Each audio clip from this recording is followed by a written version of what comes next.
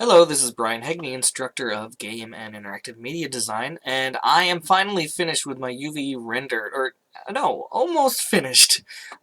I scaled my elements the way I wanted them. I kind of resized a few of them. I just edited a few of them, and I clicked on the pack normalize by unchecking rescale and rotate. And by the way, the padding is important, or it can be. Um, in the 3D model, when it's brought into the game engine, you are gonna want to pat them. You're not gonna want to put all of these islands or these elements close together. If it's a zero padding, I could click that and it'll make them bigger, but it's gonna push them right up against each other. The reason why you don't want that is because of something called MIP mapping. MIP mapping.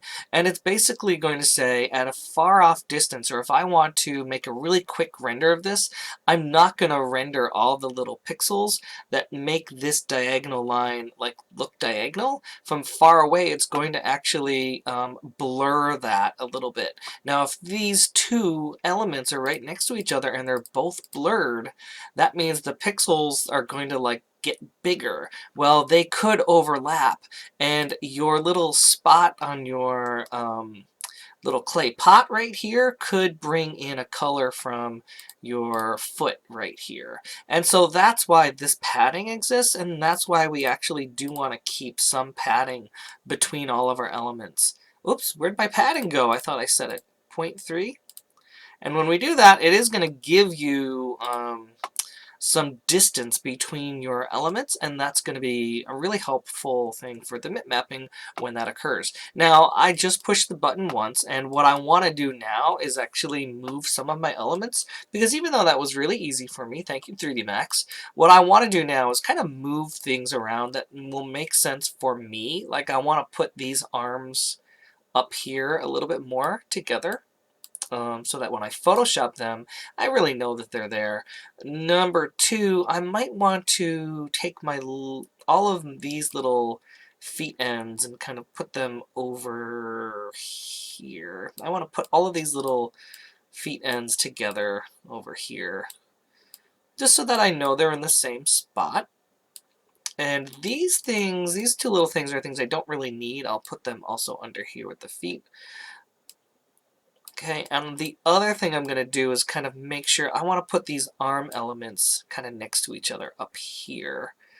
These things are the little horns. I guess they're horns? They're like part of the arm, piece of arm wood. I'm going to keep them right there. And I think that might be it. I like that my face is really big here. I like that this is big here. The only thing, no, I think I'm gonna be okay here. These are the little feet, and then this is the rim of the neck. Okay, so I'm good here, and I'm going to hit File, no, hit Tools, Render UVW Template, render that out at 1024 by 1024. I might want to render that out at 2048 by 2048 because I might want to make these at twice the size, and 2048 by 2048, oops, and then when it comes time to save it for my texture, I'll just reduce it in half, and that should be fine.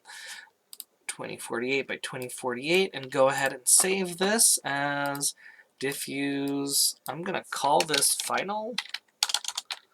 Oops, nope, I'm going to save it into my render UV templates and call it UV render final. And now I'm going to be ready to bring this into my Photoshop document. All right, and I am going to stop it here. And I'll see you in Photoshop. Bye.